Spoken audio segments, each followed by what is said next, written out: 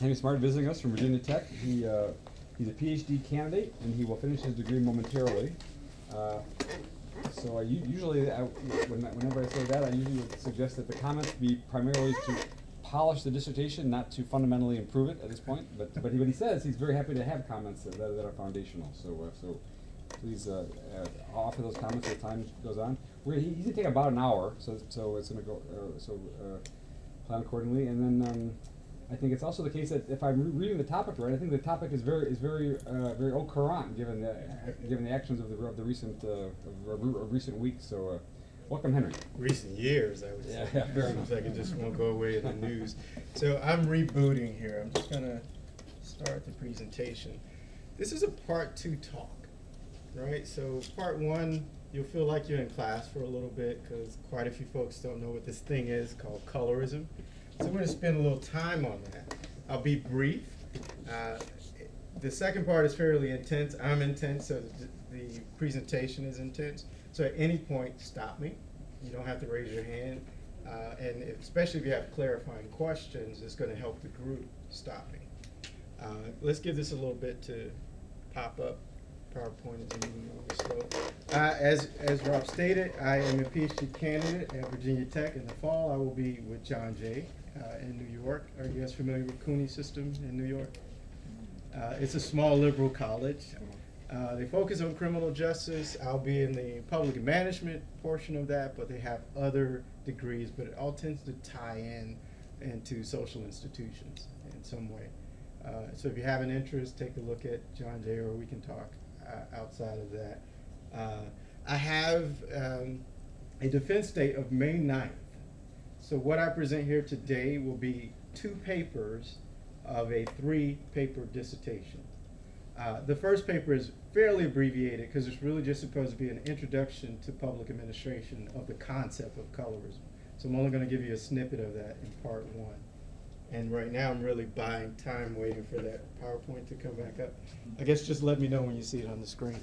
And then part 2 is a conceptual model where I did some research on the concept fairly early in my PhD program. And I noticed that sociologists were having a conversation, psychologists were having a conversation, public administrators weren't really having it. Got a sliver of it up there. Perfect. Okay, let's go.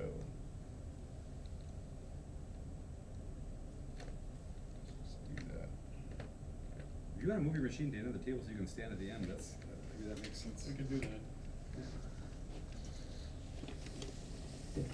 Gives us more table if you need it.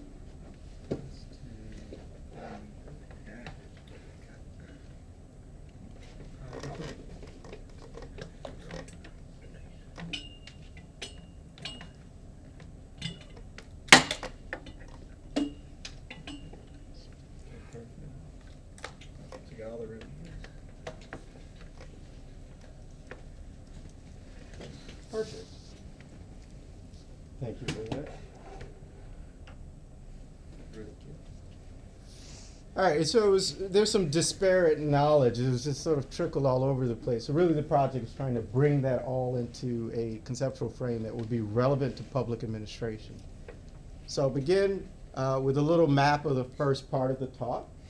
I'll present my argument, the alternative to that argument, and a fairly thick description of colorism. And by the end of it, I will give you a colorism certificate. You should be well-versed by the time we finish part 1. So let's start with a well-known description of it, a definition of it. It's the allocation of privilege and disadvantage based on skin color, giving preference to lighter skin. Now this is different than race in that race is categorical, and colorism is really about what you and I are doing right now, what you perceive and what I'm projecting physically to you, and how you respond to that. So it goes a little deeper than category, and we'll dig into that a little deeper. As you understand, same thing with ethnicity, it's categorical, right? So those ideas, we're moving away. I want you to sort of move away from that and what happens between 2 individuals, right? So my argument is that these racial disparities, they stem from our institutions, and they're not just about categorical race. It's a 3-part argument. Some of these disparities can be explained as skin color discrimination. Maybe not all of them, but some of them. And these disparities involve a street-level bureaucrat's perception of skin color and how that varies across the skin color spectrum. So street-level bureaucrats, I just want to make sure we all move forward together, are basically teachers, folks that work for government agencies, but they're facing the public and interacting with them on a routine basis. So they aren't necessarily bureaucrats like we would see in Congress, but they have that daily interaction. So you'll see SLB, what I'm referring to are police officers, teachers, folks that interact directly. Now the alternative. So Hanin, this is an important problem. Skin lightening services and products are $1 billion industry, Yes, right? they are. Yeah. Okay. They are indeed. So you can read authors' work on skin bleaching. It's embedded in paper one. I'm not presenting it today. It's really just sort of to build that global conversation. But an author by the name of Blay, if you want to look up her work, she talks about skin bleaching and its effects. Welcome. Make yourself at home. So the alternative is the status quo, that we keep studying racial disparities within the context of categorical race. And again, embedded in that is ethnicity. And what I argue is that there's been no progress with this approach. And I'll just give you one example. It was produced by the Pew Research Center. Since 1960, we've always had a racial disparity in incarceration rates, but we've noticed that the disparity has widened over time. So it's only gotten worse, right? You'll see here in 2010, the top line, that African Americans or blacks, however you would refer to them, are over-incarcerated. And this is really overlaid with US population statistics. We typically make up 12 to 13% of the population, over 1/3 of the population in prison. So again, if we keep doing this, the problem only exacerbates, it gets worse. So what I'm recommending is that we dig a little deeper than category and look at that variability within that category to find out who's actually been incarcerated and direct services in that direction. So again, counter argument is status quo, racial categorical studies based on race as a category. So this thick description, this is really based on a very thorough literature review. You know, those ones you have to do at the front of your dissertation. I summarize this in the most basic way of what the literature tells us about colorism. Again, it's multidisciplinary. It's basically a skin color spectrum, and we speak a lot about the extremes on those spectrums. Those with light skin and dark skin, we don't quite speak much about those in the middle, but this is what the literature says. So the darker your skin, the more likely you are to experience discrimination. The lighter your skin, the more likely you are to experience privilege based on your skin color. So again, this is not about the race that you're in per se, because right now you don't know I have 3 races in me, but you see a black man. So you're responding to what you see. So how universal is this? I mean, I know this colorism crosses cultures and countries. Mm-hmm. But for instance, someone who has a healthy tan, Right. has a darker skin, but is considered better because it's a healthy tan. Right. Why ultraviolet radiation is good for you? No, only in our culture, in Japanese culture. Tanning is bad. Tanning's bad. Tanning's bad. Like I Right. said, these things cross different cultural boundaries. So You got it. So it's not universal that dark bad, light good. There are other situations where it's reversed. Totally agree. Okay. And so back in the day, when you were a white person with darker skin, you were seen as field labor. And now that's flipped. It means you're a person of leisure, meaning you can tan or you can afford to tan. So this story is still developing, right? But the major literature, the predominant literature here, really is about the overall spectrum. And then those stories are really what I'm trying to get at. Those stories, what's your experience? What's my experience? And then look at the aggregate results. Just talking about the culture, so there's a recent study that came up last year in Mexico, where so in Mexico there is this notion that there is no the type of racism that you would see in the U.S. because the Spaniards kind of mixed with the natives, Right. and so somehow racism was kind of neglected, right, except for the indigenous people. So a recent study, they did a survey in which they measured the tone of the skin Right. with other variables, and they found super strong correlations with income, with education, with professional achievements, Right. etc. Kind of this is now is raising a big issue, and it's just the color of the skin. And it goes the same way, Omar? It goes in the same way, and it's just, you're talking about the same culture, the same people that is mixed. Yeah. So we could do this in almost every country. We could look at India, certain parts of Asia rather, and it's a global phenomenon. So it's not just here. What we will say in the literature, what the literature says, is that it has its roots in the transatlantic slave trade and colonialism. And describing those origins would really require another map and another project. But do know it's a global phenomenon. So, I'll describe this in details. There are 3 levels. It can happen at 3 levels in the stratosphere, if you will. At the individual level, it can be internalized, and you can really subject yourself to mutilation, skin bleaching, those type of acts when it's internalized. When it's externalized, it's me projecting what I think about your skin color onto you, right? Assigning what I think you should do, your behaviors, what I expect you to do. So that's the individual colorism. It's what's happening between 2 entities. Then there's the interactive colorism. It's the socialization of the skin color bias. So if I'm a police officer and I join an organization, I'm typically trained by a superior police officer. And we're running the beat together. I'm emulating his behaviors, his or her behaviors, to get acceptance, number 1, to get a check, to be able to eat, all of those things. So it becomes a part of the socialization process of how we should treat individual people. We learn those behaviors. So imagine it as a social contagion, if you will, infectious behavior. Whether you're talking about it or not is not the point, but that it can spread from one person to the other. So that's the interactive aspect of colorism. And then there's institutional colorism. These are the things we typically latch on to, the post-mortem studies where we can collect big data and tell the story from the data. So the artifacts are there, but it requires the element of time, if you will. So the behavior has to occur over time, and you'll see the institutional effects of that based on institutional behaviors, laws, rules, and policies. So those are the 3 levels. But then there's also the descriptions I just gave you summarized here. But there's also these other 2 descriptions that I think help with colorism, which gives licensure to move away from the white officer and the black officer, or the white officer and pitting the races against each other, and telling those stories that are embedded within group as well, which you pointed out earlier. So interracial colorism.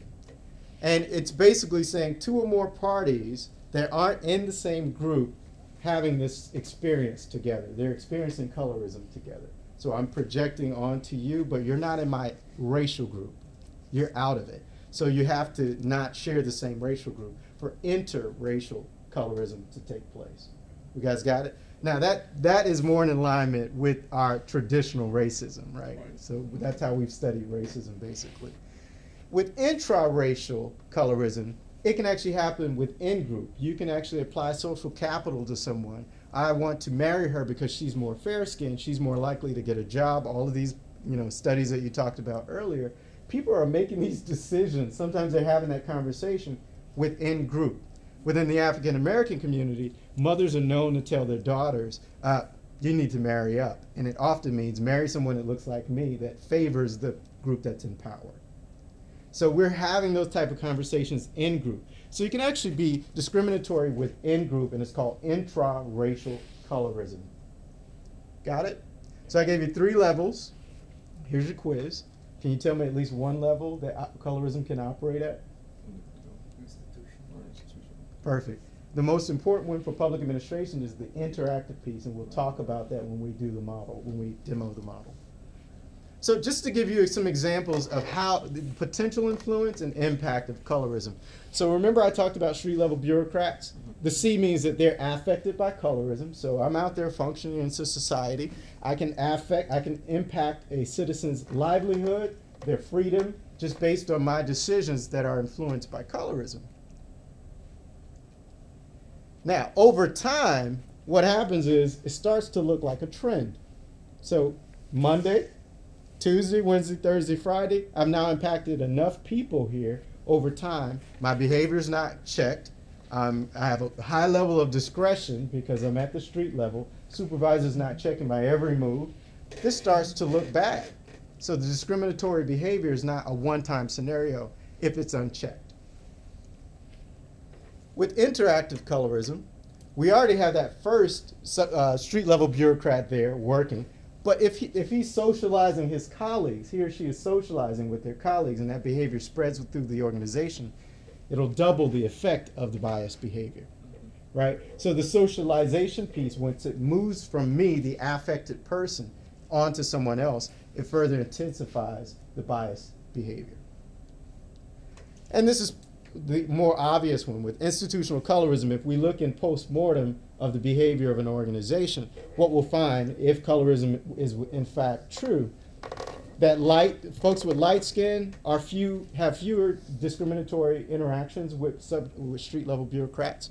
Those somewhere in the middle of the spectrum who may be benefiting from privilege and discrimination, it's the blurry area, we'll see fewer of them than we will with those with darker skin, right? So that's interactive, individual, and institutional in a nutshell.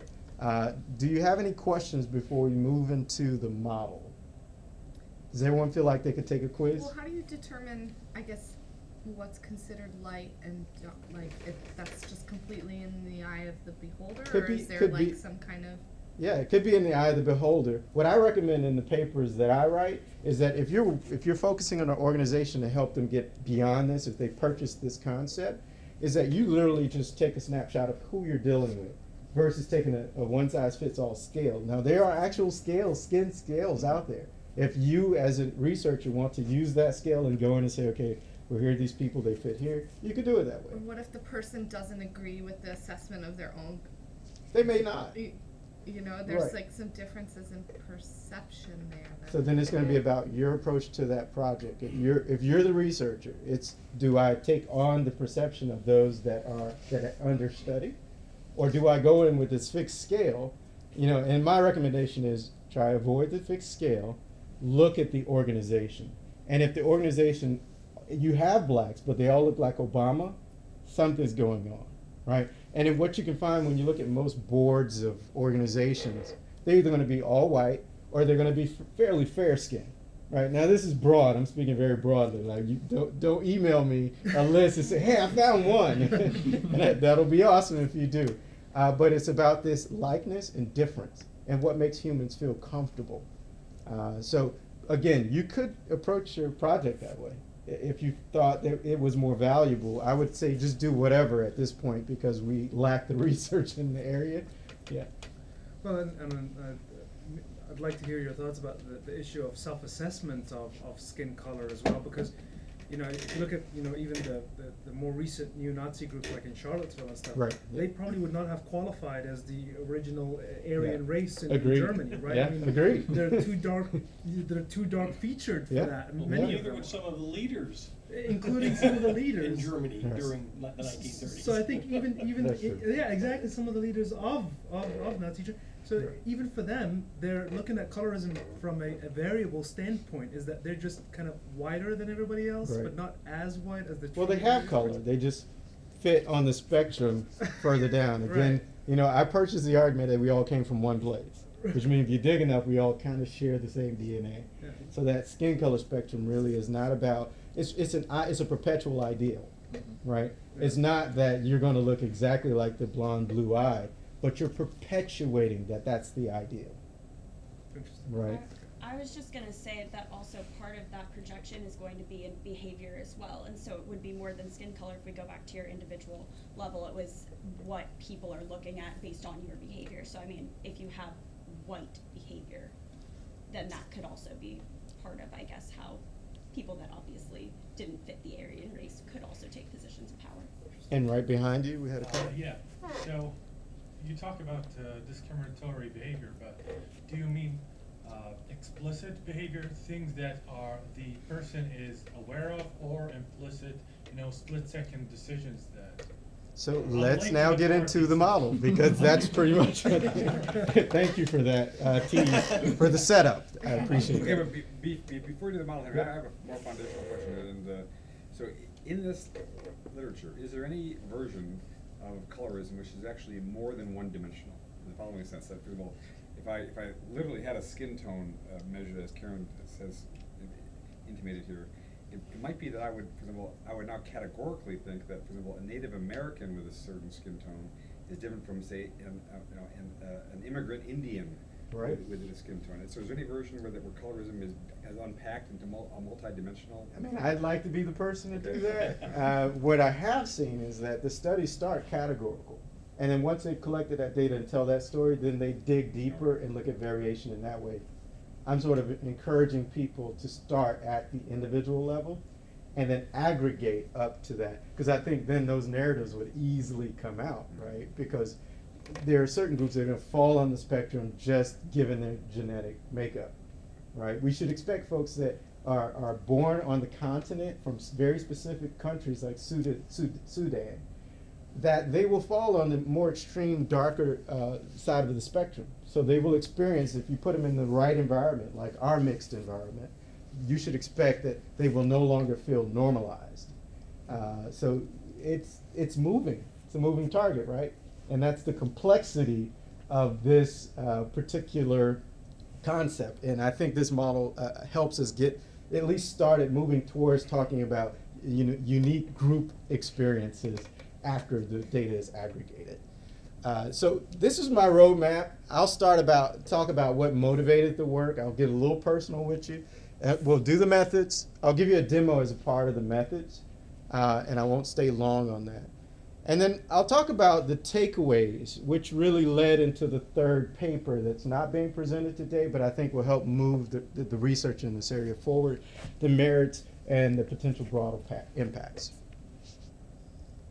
Now, what we know about representation in city and local jails is that disparity that I shared with you, incarceration. Just digging a little deeper in that right now. African Americans are overrepresented by 22 percentage points in the local jail population, right? And so that's an overlay, of course, of U.S. population statistics buried in there, right?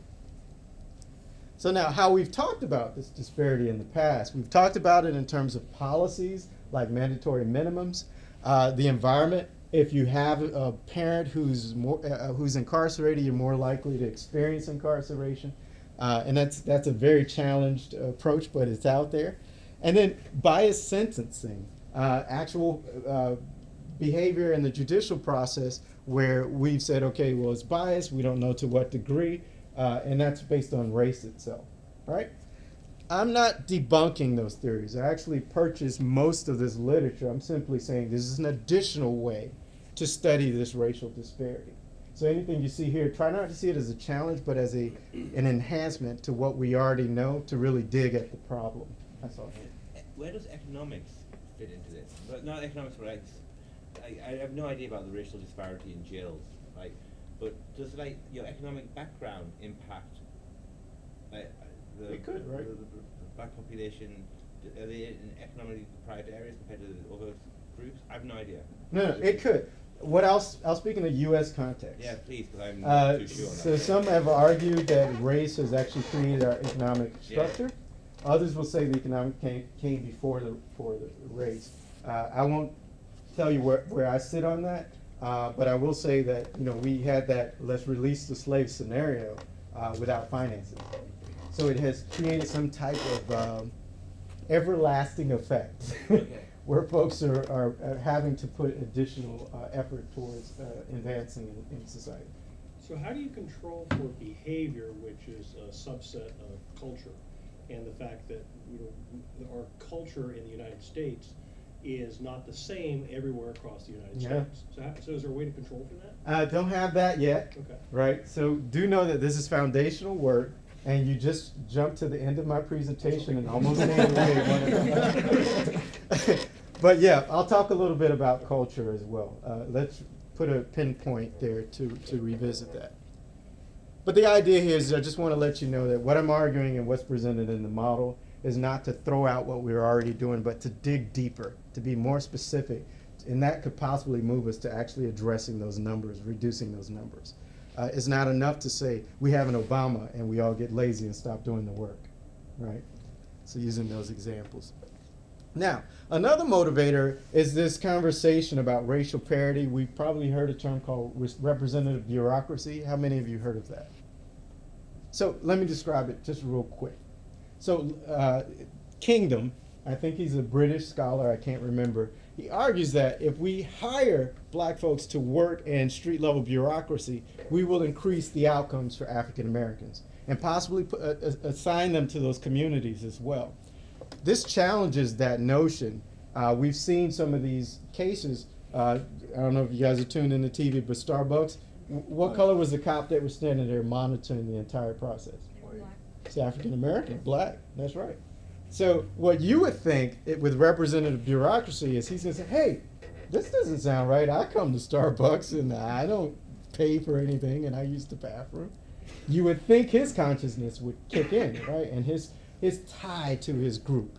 So he's in group. So what we're seeing is to get along, to keep that job, all of these social factors that they're pressures, but they're individual pressures. He wasn't standing there saying, well, hey, fellas, we're going to have to let this happen because I got to keep my job. He was simply playing that role out. And then he's black. You understand that? So when you put on a uniform, you just so happen to be white. Or just so happen to be Latino. You aren't necessarily saying, I'm putting on my suit as a black officer. You know, you might join the Black Officers League, but when you're responding to a call, you're responding as a police officer. I have a history as a Marine. I never walked around saying, hey, well, I'm going to this country to help out as a black Marine. I was going as a Marine representative, as a representative of the United States. So just process that this racial parity between the citizen and the street level bureaucrat is a major theory in public administration. And I am sort of challenging it for us to go deeper than that. I do think we need to hire those representatives, but then we also should take a look at what's their constitution? How are they processing race? So it's that in-group feature that I call a faulty logic. It was used in New York. I believe Sermon was his name, but he was put in a chokehold. The only police officer that received charges in order to take heat off of the police department was a female African-American supervisor who arrived at the scene midway. She didn't even apply the chokehold. Who got off and got desk duty was the white male police officer. So we're doing these racial politics to make organizations look good instead of holding individuals accountable for their behavior. So what I think is colorism will allow us to start to debunk some of those arguments. And as we develop it as a theory down the road, we can avoid that thing. Say, well, how is that possible? How is that racism if both actors are from the same group? It's possible. I can perpetuate whatever I want because we have this thing called free will and an automatic and a conscious mind as well.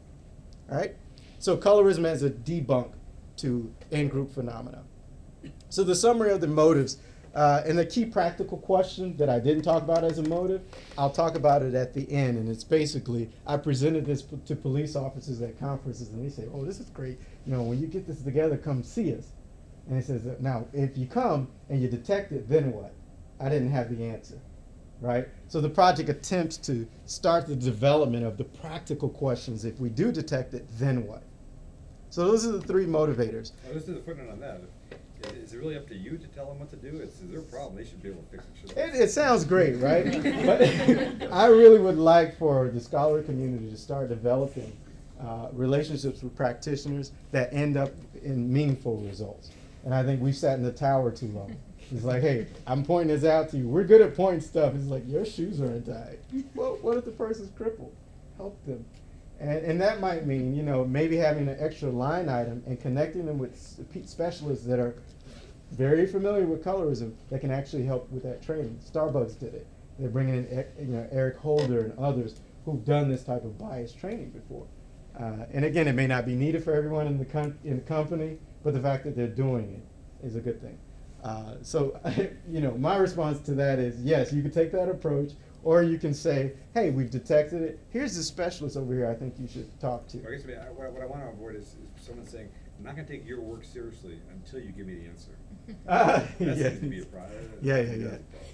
And maybe other researchers have come across that challenge. I haven't had it yet, but I could see that easily.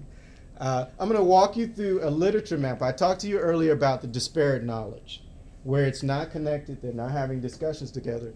This literature review was a purposeful effort to connect those literatures. So it's not your typical literature review where I tell you all of what people have said about colorism. But in fact, I use psychology, sociology, criminology to tell this narrative within the context of local policing. Now, what we know, Chinqui tells us if we're given more time, we make fair decisions. Yeah, we're more likely to make fair decisions. But when we reduce the time that someone has to make a decision, they tend to rely on their biases, which comes from an automa of your mind, which is the automatic thinking. You're right now recording everything about me in this conversation, the room, the temperature, and you're not consciously thinking about it, but your automatic mind is recording that information. Your automatic thoughts come into play when there's a short time to make a decision. So you guys remember this game called hand jive? Hold your hands up. Now, try to slap my hand, right? See, now what I've learned is his strategy, right? He's going both hands. He's not even like being strategic, right? What I did was I pulled both hands back because he was pulling both back. My automatic mind is trying to operate and survive. That's what that automatic mind is trying to do. Are you familiar with the work of, well, he's not really a scientist, but Malcolm Gladwell has a book called Blink, where he talks about yes. conscious mind and thin slicing, Yep. and how that And he you got studies it. some of the racial And you see that thin slicing sort of concept described by in the book Nudge as well. So the idea is that it's got these compartments, right? And it's which one I need the most, and it digs from that department in order to make what the automatic mind thinks is a sound decision, right? Now, your conscious mind can also be informed by the automatic mind, right? Even when you're making conscious decisions, your automatic mind is always pinging it. If you guys are familiar with pings, it's always saying, try this, try that. I remember this, try that. Oh, this moment, try that. So even when you think you're making a really rational decision, sometimes your biases are informing that decision, right? So let's move forward. So now we understand that when you have short amount of time, you may make a biased decision, even if you weren't conscious that you had that bias within your brain housing. Now, Ronquillo and her associates, they basically look at risk perception, and they make the argument that you perceive you're at risk based on skin tone. So that skin color spectrum we talked about. So you literally can have a high blood pressure reaction to someone. They haven't said a word to you. They may have just walked by you. So this perception of risk by itself can be based on the physicality of the people that you're interacting with. You can actually have a physical response to it. Now, this drives some of the study because I borrowed his skin color spectrum. So he surveyed, people from all racial backgrounds. But what he found is that people actually purchased the idea of colorism. They just didn't know what the concept was. They understood that we give this preference when there's sameness, and when there's difference, we react in a different way. And so you'll see here that the people in the middle of the skin color spectrum perceived it more than those that were subject to it. So they're seeing both worlds of privilege and disadvantage, and felt the freedom to be able to express it in this study, which was also it drove the model to some degree. But this is called the dark light paradigm, and it drove the simulation model.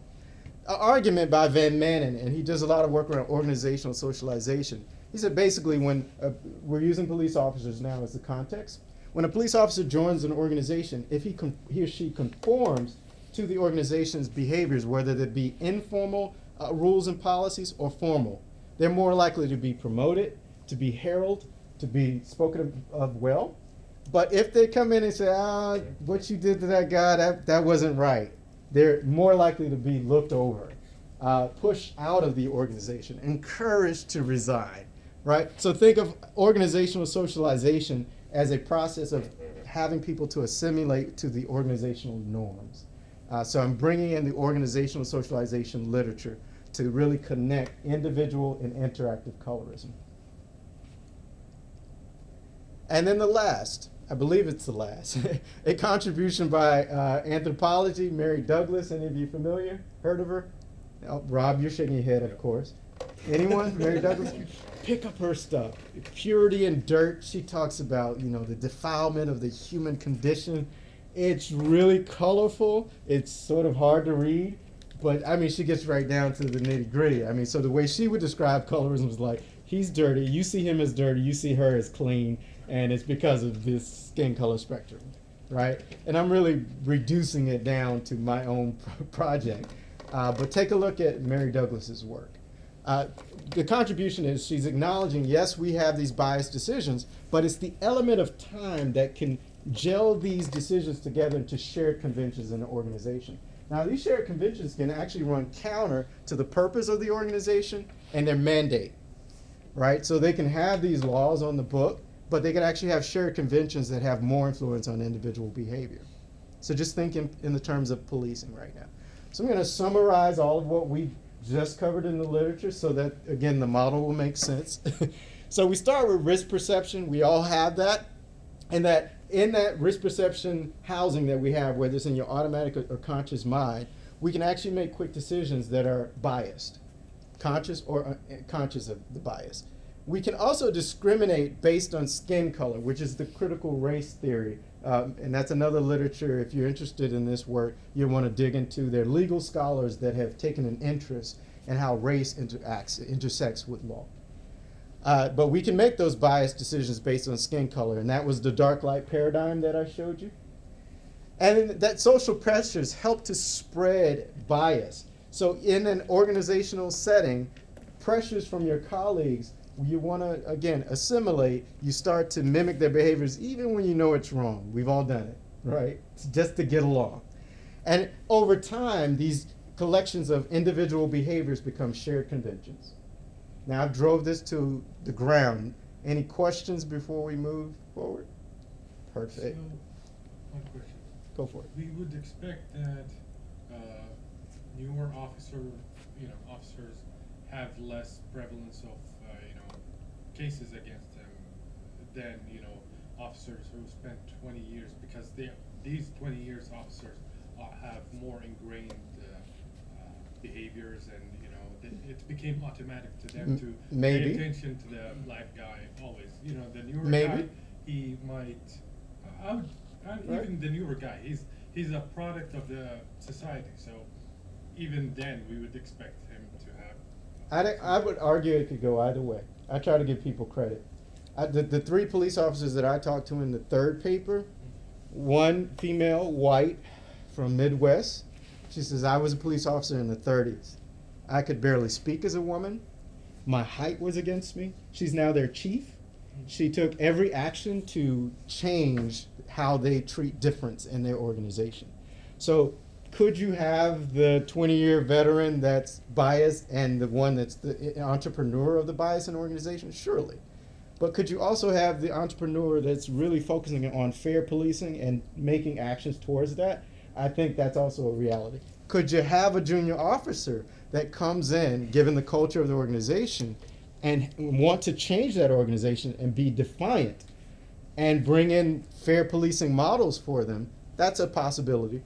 I'm leaning towards they're coming in and not having much to say based on the literature here. But I think both are possibilities. It's to what degree is your argument or my argument the case?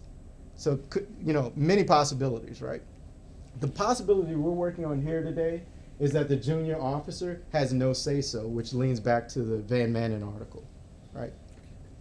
It's good to have you have all these listed here, and so this is the palette from which you'll draw, and this is all the different ways that this problem can manifest itself. But is it the case that you would like us to think that all of these things are equally important, or do you think, or just editorialize now? Is it the case that certain of these factors are much more important? Yeah, so these factors for me are the glue that connects the three levels we talked about. Okay. So when we talk about interactive, individual, and institutional, we didn't have a way in the literature to tell that full story of colorism. The article really focused on one other and very sort of sparse treatment. So I'm really using these other literatures to say, here's how we get from individual to institutional. I guess what I'm asking, I'll ask the question differently then. So many years ago when I was a graduate student, I took a course from a guy named William Julius Wilson on economic discrimination, for example. And he was a big fan of framing this as statistical discrimination. Yep. Now, so which one of these are all quite different, these are different levels, these are you've now got me confused as to which one of these is statistical discrimination. Yeah, so the individual, this whole process connected together is not independently discrimination. Their behaviors connected by these literatures. So statistical, well, we could get into that. So the third paper sort of tackles that. I don't have to divert you, but. Yeah. So the third paper tackles some of that, and it's just as important, because if you look at how we treat race in the literature, it's a statistical bias. You're saying we've all purchased this idea of race, and we're embedding all of these stories in that. These literatures aren't trying to actually tackle that, but help tell the broader story of how those three levels of colorism are interconnected. So they actually aren't, one's not more important than the other. Collectively, they help me tell that story. And you'll see that more in the model. The narrative of The discrimination. full narrative, Right. So right? How does the individual behavior metastasize in an organization, spread the interactive piece of it, and over time, how does that show as an artifact of institutional colorism? You start off as a normal individual who's not biased, that Maybe. assesses risk differently, and perhaps through all of these levels you end up being Maybe. and Yeah. institutionalized. Well, with individual colorism, you got to have at least one instigator, right, and at least one susceptible agent of that learned behavior or that treatment. So it is all of these things. There's a lot more moving behind this, than what you see on the screen. I'm trying to simplify it for you. But yeah, over time, throwing all of these things into effect, I'm looking at quick decisions in local policing. And sort of to get at that, I have to tackle psychology. I have to bring it into the frame. But psychology is not more important than any other element in the description. Then I'd suggest for your first item on risk perception that, since you are looking at law enforcement, that while that may come into play at some point, that probably has very little to do with their initial risk perception. It's been 20 plus years since I was in law enforcement. Right. But if I can't see your hands, you're a threat. So then you have those other 48 variables. There may be other things that come along later, but right away, if I can't see, like your right hand, Right. I don't know if there's a gun in there, a knife, a switch for a bomb, or you're gonna get some chewing gum and give it to me. Yeah. I have no idea. So Yeah. risk perception for law enforcement may be a little different than the general population. Yeah, that's very true. I Very was true. just gonna chime in though, in terms of interactions with police, it's also risk perception of the suspect that you're looking at. Oh, certainly. Because if you're a white officer and you come up to a black male, maybe 17, 18 years old, they're going to identify you as a police officer as much more of a threat, and that's going to also change their response to you. Mm-hmm. So I feel like it's a two-way street. So I do think risk perception, So in my let's mind, would let's play a use your huge role. example. So let's use your experience. So let's say you have 48 variables, and you guys have a risk assessment, right? You go through the risk assessment. If there's no time to tick off those 48 items, what I'm getting at is your time is limited. It's those decisions, that quick decision that doesn't allow you to access your conscious mind, that list you learned in academy and that you received in the field. Those things get reduced to really what your automatic mind drives in that moment. And I would suggest that for a well-trained police officer, that's an automatic response of where's your hands. That's a good, I would probably do this. Yeah, So, same thing. Yeah, and then going back to what you were saying, you're right. A 17-year-old person may come up to a police officer and will judge them perhaps a little differently. But one thing is that the police officer has no idea if that person's a criminal or not. The person coming up to the police officer knows whether or not they're a criminal. There's an advantage. So there's a lack of exchange of information during the initial contact between those two as they try to sort that out. I would just also add though that even looking at size and bodily maturity, it's been proven that we perceive that especially like black youth as much older than they tend to be, and a lot of times much larger as well than we associate more light-skinned youth. And so if that is true, and if you look older and you do have that skin color, you might handle a situation with a 15-year-old black youth differently than you would handle a situation with a 24-year-old black male. And so that's where I still think skin color does play So into the what the risk. two of you have right here is the difference between automatic mind and conscious. So that training versus what's happening in the automatic mind, that's our issue. We haven't actually talked about that in a policing context in a way that's meaningful. Both are important, all right? So we have that all embedded here. Let's move forward. So the research focus, I'm going to now talk about the research focus and the aims. I created a working example from the literature that really informed then the focus, because I wasn't quite sure how I wanted to tackle it. So the police departments will try to control dark-skinned citizens more than light-skinned citizens. I had to keep it basic, right? Even after reading all of that and coming up with my working example, I had to then go back to the skin color spectrum, and that's what the model is really built on, this focus right here. Now, the influence of colorism on quick police decisions and organizational outcomes, as we just talked about. And I like how you all, it's coming from you sort of organically without having presented on a slide. And so the aims, the first, is to explore colorism within an organizational context. Again, not been done. We have looked in post-mortem studies at data sets, basically. And we've talked a lot about what's happening at the individual level internally and externally. And then the second aim is to, again, that practical question that I was asked by police departments, which I appreciate, which is, if we bring you in and you detect it, then what? So the goal here is to really try to lay the foundation for some of those practical responses to detected colorism. So my methods. I use agent-based modeling. I won't assume that does anyone in the room not know what it is, and then I'll go into detail. All right, perfect. So I'm going to do it for those that are streaming that may be on or that are on the stream. I describe it to folks at conferences that it's like a petri dish. You have all these ideas and all these theories that don't really speak to each other, but if you want to see what happens, you throw them in the petri dish.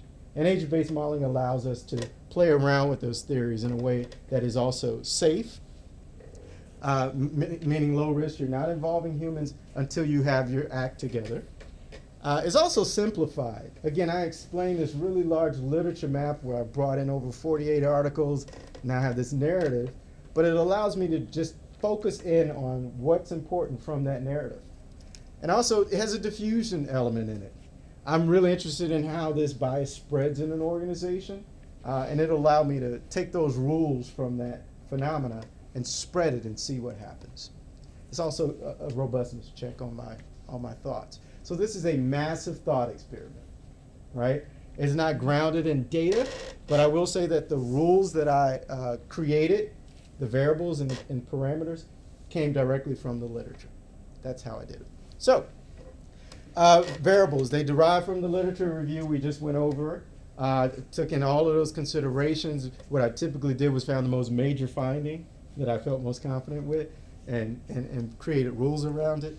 Simulated environment has 3 distinct zones. Right now we're sitting in the free zone, right? Free society. I created a detainment zone and an incarceration zone. There are agents, there's citizens in the model, and police. The policies is just different reactions to bias in the environment. And then a demonstration of the model will close our methods section. So again, to give you an idea of how the literature was used, let me go on this side.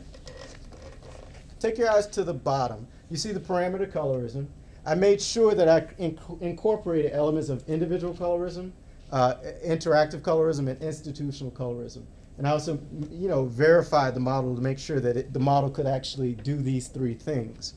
And as far as the assumptions that they were based on, over time, unaffected police officers will assume a decision-making model of the affected police officer. And again, think in terms of the literature we talked about, junior officer being trained by a superior officer. And that colorism adversely influences policing outcomes. And I provide you in the article the rationale in the article that I tie it back to. So just want to let you know that the baseline is really about a thought, right? A finding from an actual empirical article versus data sets that I've thrown into the model. Okay, perfect. Let's do one more. Incarceration. So checked at each time tick, the incarceration, the total number of incarcerated darks and the total number of incarcerated mediums and lights. So when I talk about prison, outcomes, I'm really talking about the total number from each group. Got it? And again, grounded that rationale into the literature, the dark light paradigm, and the other items that we've covered. Could you just go back one slide? Definitely. Just for clarification, in the variable of colorism, 1 to 3, so 3 is an outcome of the model. You got it. 2 is also an outcome of the model. The moving outcome of the model, the And interactive piece, and you'll see it. And 1 is hard-coded. Yep, hard-coded. Individual colorism is hard-coded. And you'll see that in the following slides. Any other, maybe I breezed through that too fast. Any questions about how the variables were constructed for the model? Okay. Now, so the 3 distinct zones. Again, incarceration actually simulates permanent incarceration. So after you've had, you saw the rap sheet, after you've had 3 interactions and you've been arrested 3 times, as an agent, citizen agent, you're going to end up here in this zone. 3 strikes, you're out. You got it. Which is a federal law, which is now contested, and some states have now put, counter law out there with. Also some state laws too. Yeah. You get 3 for free, and then you're gone. Really? Well, 2 for free, then you're gone. We have probably, I would say, the most punitive system, I think, for permanency for incarceration. And then, so the abstraction of justice, which is really the detainment zone, but it's all those justice functions that we can have a 2-hour conversation about that have nothing to do with the actual arresting behavior, but they're connected because they are part of the criminal justice system. So that could be arraignment, waiting for trial, waiting to see a master in the middle of the night, whatever those things might be. I account for that by when the arrest happens in the free zone, they move here for 1 tick. So I'm taking them out of the equation for 1 time tick. And it's a head nod to say, when I'm presenting this to criminologists, look, I know what you do within the realm of CJS, so I've accounted for it here. The goal here is to really pay attention to these 2 zones throughout the model. So the agents, again, there are 2 types of police officers. Again, the hard code of the red are the affected by colorism. The green are the unaffected. So the green are policing with a fair decision-making model and a biased decision-making model. And I'll go into detail as to what that is. These red circles you see over here, these are citizens in the bottom right-hand corner. This is their rap sheet. So for every time they have an interaction with a police officer, the rap sheet increases. If they interact with a police officer that's green or fair policing, all of these groups receive 1 charge across the board. When they're interacting with an affected police officer, it's a scale of 1 and then 0.75 and then 0.5. So I've scaled the discrimination when they interact with these police officers. The groups are the lights, mediums, and darks, trying to get away from that racial categories. And we can talk about how I can improve that. I have some ideas. To simulate interactive colorism, every time an affected police officer interacts with an unaffected police officer, their convert counter, if you will, goes up by 1. Once they've had 2 random interactions with an affected police officer, they assume the decision-making model of the affected police officer. So of course their color will change, but also will their policing behavior. So it doesn't go the other way? It doesn't go the other way. I have another model and another paper for that. Oh, okay. Again, you're a 3rd paper guy. And so just keep in mind that that's the interactive piece, and that's the individual, how they're being treated. And the institutional is the prison outcome. Are we all on board so far? Perfect. That's a first. So citizen agents, the count for citizen agents was equal in the model. This isn't a random number. This is actually reduced based on U.S. population size. So are the number of police officers involved in the model. So this is not random. It looks weird. But same number of citizens in the model. And the police agents, and the initial ratio varied based on the policy being implemented. So it ranges from 0 to 6. And I'll talk about those policies in detail in the next slide. But just keep in mind, their number changed based on their reaction to the environment. The initial stage of the simulation assumes that colorism is in the environment, right? So how do they respond to it is based on these policy responses that we're going to look at. So first one, Scenario 1, the do-nothing approach served as a baseline in my quantitative analysis. So I had to compare these policies to something. So I figured, okay, well, when they detect it and they actually don't do anything, what does that outcome look compared to actually trying to do something, which is these three here.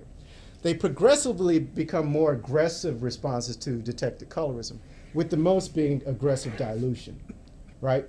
The middle of the road strategy, you guys are familiar with Monte Carlo, I'm sure. So I took a sort of a Monte Carlo approach here. So the middle of the road approach is the counterbalancing. And I'm referring to it as transitional change. And then the less passive response to the bias in the environment is passive incrementalism. That's actually what we typically do in an organization, is we test a little bit out, see if it's safe, then we issue the policy wide, right? So this is sort of your standard reaction. This is taking a more, if you will, the word that some of the literature uses, revolutionary approach, right? So those are the responses. This will be the baseline that these three responses will be compared to in an ANOVA analysis. So these are the ratios that I talked to you about. So remember, red signifies affected, and fair policing is green. So if you see the do-nothing approach, it's an environment that's completely infected or affected, however you will, 6 to 0. So the police officers in that scenario, they are all affected by colorism, that baseline scenario. You guys got it? And then the ratio for passive incrementalism is 4 to 2, and for aggressive dilution, 2 to 4. You guys see how the ratios change for the policy responses? Perfect. And we'll run some of these just so you get a sense of it. And again, I'm going to compare the three policy responses at the bottom to the do-nothing approach. So let's do the demo. Enough talking about it. Any questions while we wait for this to load at all? Or just comments? I was just thinking about in terms of detainment time. Yes. If you had thought about playing around with that, because I don't know the statistics, but from what I understand, people of color are detained for a lot longer. So I didn't know if you had any thoughts about that. I would, like that intermediate place in between. To try to get it to be closer to reality, right? Mm-hmm. I think that would be good. Yeah, so I'm trying to find ways to complicate them all down the road. And now that I'm in the fall, we'll be around a bunch of criminologists and retired police officers. I think that would be a good approach to take, and they'll probably recommend the same thing, is that middle that I've avoided to really just focus on connecting the three levels will be probably the next important step. I'm not sure yet, but I do think that's a good idea. So I'm going to set, and tell me if you can see the panels to the left. You see the green panels? Yeah. Perfect. So we have a setup. Again, I said that all three of the groups, same number, 393. Lights, mediums, and darks. We start out that way.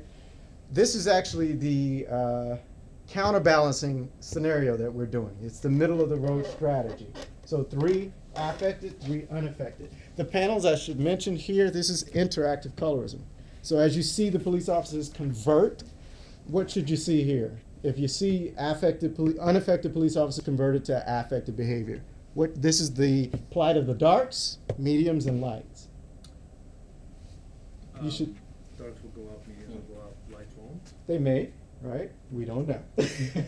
And I think that's probably one of the very interesting findings of this little exercise. Let's see if we can get a full picture here. Now, a little confession, which I share with Rob. I'm a novice modeler. So if you've got ways of how to improve this, like we just got from Karen, I'm actually open to those things, all right? So what you're seeing is some arrests taking place. This is incarceration. You only see them dip down here, like, again, for one time tick, if your eyes are that quick to catch it. But what you're seeing is the conversion here of those police officers over time. And I've got this model moving fairly fast. You can probably start to see the bias here. Yeah. Right, okay, perfect. The rap sheets, the little numbers, again, they're not perfect 1, 2, 3, because again, it's scale and it's really depending on what officer that they interact with. The citizens actually don't move unless they have been arrested. So they're stationary. It's the police officers going through the community. So imagine yourself at a coffee shop, at a Starbucks, and the police officers looking for crime or looking for someone to interact with. This model is not based on the type of crime. It's not based on, you know, what did you say back to the officer? None of those sort of intricate, important details. But it's really about the arresting behavior. What's going on in here for the arresting officer? All right. So that's the counterbalancing. I'll be very quick with this next demo. So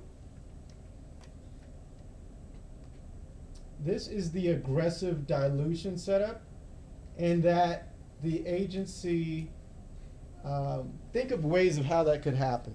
We've detected that we have a problem. We recruit police officers based on this screening mechanism that we have.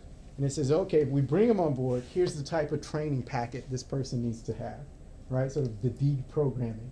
And if you don't buy that humans can be deprogrammed, I used to be a social worker, right? After being a Marine. So humans can be deprogrammed, all right? So this is the, again, aggressive dilution. I've set it up. You'll notice that the plight, the bias that you see, it slows down, and that's the idea, is to attack those numbers, the bias numbers, and reduce the rate. You're not going to get rid of it, right? But the idea is to improve your outcomes. And that's, we'll see when we talk about the results. That's exactly what's happening with the aggressive dilution. We'll also learn some things about those in the middle, and we'll talk about that. Enough of the model? Any questions about it?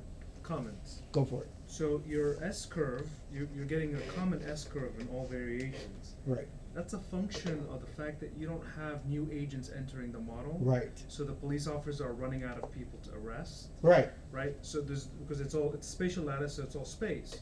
So a quick improvement, which is doable by May, is to right. I'm only giving you what I think you can do by May, is to allow for the entry of new agents. Statistical entry, so every turn there's a statistical a chance that a certain number may enter. Right. And what you'll get, I imagine, is a sinusoidal. You won't get an S curve. You'll get a sinusoidal range of arrests, which you can take the mean of. That's true. Okay, and that'll be slightly different, but I think it won't disagree with your main conclusion. Yeah. So I actually, and let's go further. Put a pin in that one too. So I started out that way, and I thought, well, I'm focusing on arresting behaviors. I'm simply just adding more arresting behaviors. So I really just took that first part of the curve and told that story in the results. Okay, let me sell it to you. Oh, no, I'm sold, because I think it's probably going to be model version, I don't know yet. Well, I will say this. Let me sell it to you. If you can get the rates, if you can get each agent to be representative of a collection of a number in the population. Right. If you can get the rates of entry right, and if you can get the number of individuals right, and if you can get the number of police officers right, there is a chance that you can mirror data. Yeah, so that's next phase thinking, right? Yeah. So Mark Orr, he's like, look, let's go find a data set and start parallel. And I'm really, let's get the concept down. All right, fair enough. No, but again, I'm not crashing because I think it's great. I would love to be the person who puts that paper out. Yeah. I first got to get folks thinking about how these three are connected. All right, so here's our analysis, and thank you for that. So first I validated the model. I wanted to make sure that these hard-coded behaviors were working, that the diffusion was working, and the outcomes. And then I did some quantitizing of the results, which, you know, that's to suffice the committee. I'll just start there. And then what I expect from all of this, there were 100 runs of the 4 policy scenarios. So first, the validation of the function. So what we see with aggressive dilution, the lights are actually incarcerated at a higher number, which is kind of what I was expecting. Fewer lights for passive and counterbalancing, but more of them incarcerated with aggressive dilution. Now, why do you think that is? Just going back on our model. Because I was looking to see if there was an increase for mediums and darks. That's what the model's supposed to do when you're taking a passive approach. But when you take an aggressive approach, then you're equalizing out those numbers. You guys are following me? I'm getting a few, this room inside of the room. You guys are following me? Okay. So let's give it in layman terms here after the validation. And this is just really summarizing those results that you're talking about from the front end of that curve. And we see that the average here, if you look at total bias policing, is at 0.81. And that's overall what we should expect. So the model's actually, it can simulate the bias. That's important, so it's functioning. So just keep in mind the model functions the way I expected it to function. The second piece of this is the ANOVA. So remember I did the comparisons of the baseline, if you will, total bias policing, to the 3 policy responses. So the policy responses, again, are passive incrementalism, counterbalancing, and aggressive dilution. So the ANOVA did include total fair policing in the model just for a sanity check. And I did some sanity checks there as well. So all realms and possibilities were looked at. So my expectations, a decrease in the incarceration for the darks when we're trying to increase the aggressive nature of the policy, a decrease in the incarceration for the mediums, and an increase in the incarceration for the lights. So the more aggressive the policy was, the more likely these 3 things are going to happen. Again, that didn't necessarily happen across all 3 of the policy responses is what I'm expecting. Any response to detected colorism is better than doing nothing. And that's what these 3 policy responses were trying to get at. So now, for the comparison to total bias policing for passive incrementalism, what we find is there's an increase in the incarceration for the darks. So that's counter to what the expectation is. We see the same thing for the mediums. We see an increase in all 3 of the policy responses. And for the lights, as expected, there were increases for that population. So the model's actually functioning in terms of privilege the way it was expected to. In terms of reducing incarceration at the passive incrementalism for the darks, there was an actual increase. So that's one counter or anomaly. And then in this case, the mediums, their incarceration rate increased in all of the 3 policy responses. And I'll tell you what I think is going on. So again, incarceration for the darks increased with the incremental approach, counter to the expectation. The mediums experienced an increase in incarceration for all 3 strategies or responses. And there were no anomalies for the lights. Their group, pretty much, their outcomes were as expected. So the first takeaway, and hopefully we'll have some time to chat. We end at 4:30? Yeah, it's flexible, so. Okay. So the first takeaway is a plausible roadmap. The contribution here is connecting those 3 literatures with some confidence to be able to describe it in a way along with the anomalies. So if you walk out of here and you take that roadmap of the literature connecting the 3 levels of colorism, I would also talk about what was happening in the middle of that skin color spectrum. So this is the roadmap. We start with the phenomena of colorism. There are decision-making models that are affected by colorism at the individual level and those that are unaffected. So over time, folks that are unaffected might be influenced to behave in the same way. By the process of organizational socialization, they will commandeer or adopt or take on that espousal of colorism ideology. And then again, that is acting, organizational socialization is acting as a conduit for interactive colorism or any other bias that may spread within an organization. Now, we talked about this earlier. Over time, these bias behaviors become shared conventions. I call them stealth shared conventions, and that sometimes they're just not talked about. It's just how we behave. And when I yawn and you yawn, do we go, you just yawn when I yawn? No, we just know that it's infectious behavior. We don't even question where it comes from. And then the institutional piece. Over time, these shared conventions become biased outcomes. So this is the model I'd like to move forward with. This is the model that moved into paper 3 and tried to tackle the more practical input. And then the second aim was to explore potential policy responses. And so we've got some opportunities to revise these descriptions of colorism. One was what happened to those in the middle of the skin color spectrum. We do a lot in the literature talking about the darks and the lights. The model was really built on the extremes. Although I included the mediums, I did not account for what fair means to the mediums. What does privilege mean to the mediums? I really focused on the two extremes. You could say it's my fault or the literature's fault, but I'm a part of the problem, right? So what I did, I'm proposing that we not talk about privilege in the description of colorism and assume that is occurring and tackle it separately, meaning that we have different strategies for discrimination, for addressing discrimination, and different strategies for addressing privilege. They are not one and the same. If colorism is about physicality, privilege can be seen or unseen. So taking those two and throwing them into one description causes what I call it was distortion, but I was calling it privilege distortion in the paper, right? The idea that we can take two things aren't really the same and describe something that's really complex like colorism and come out with telling the proper story for all three groups is unfair. That's the distortion I think that the model brought to light for me. Now, that challenges all of the scholars that have been writing on this for over 20 years.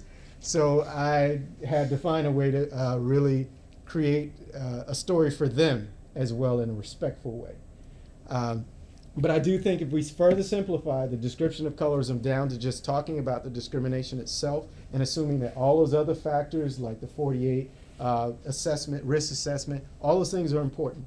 The privilege that someone brings into a frame is also important, but it has really minimal to do with how we describe colorism, right? So now, the merits here. I provide you a frame for understanding how colorism might metastasize within an organization.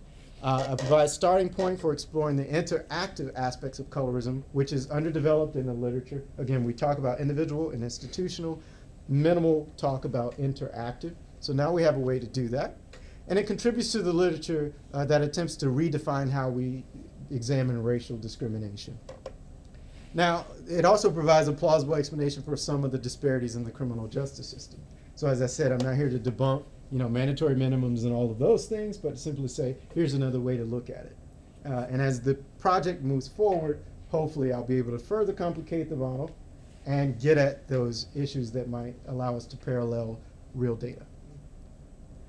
And potential broader impacts. So the potential to improve managerial decisions. So I talk about this detection mechanism. So I'm sort of hinting around to let people know that once I've got the model and the framework where I feel comfortable, I'm now going to come to your organization and have this mechanism for you to detect colorism. I'm also going to have a strategy for them to address it because I'm that guy, right? So that I do think that has that broader impact beyond policing, in particular at street level bureaucracy, but we could probably find other ways in the private sector as well to do this. There is some work out of DC, I can't think of the think tank right now, but they're looking at colorism in boards. And that's why I mentioned it earlier. So the data is coming and the effort is out there. There's also this methodological approach for public administration.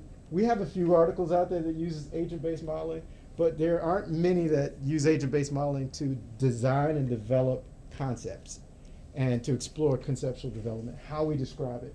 Can we get rid of the noise? So I think it contributes in that way, or at least I've tried to frame it in that way so that folks get why it's a useful tool. And I first want to thank Adam Eckert, who turned me on to agent-based modeling. I want to thank Mark Orr, who taught me agent-based modeling, or forced me to teach myself. And Joe Reese is my sort of cloud thinker. And it takes him an hour to give me a concept, but it's really good when I get it, right? And Brian Cook, some of you probably know, he's the editor of ANS. He's just good at editing, really great at editing. This is my committee. They're awesome, and they have supported these really weird thoughts that I've had for the past 4.5 years.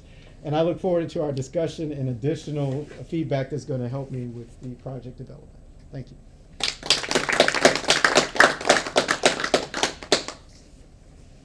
Questions? For the sake of simplicity, you have in your simulation